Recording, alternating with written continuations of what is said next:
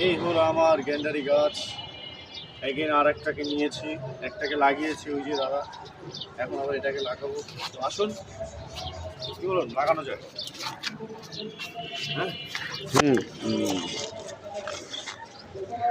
বিসমিল্লাহ।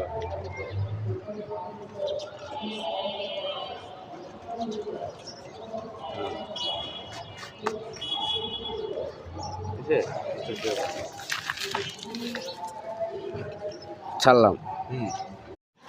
হ্যাঁ রকি ভাই, কি করছেন? এই যে গাছ থেকে ভাই পেয়ারা পারলো। পেয়ারা খাচ্ছেন? কেমন, মানে এই যে পেয়ারাটা স্বাদ কেমন?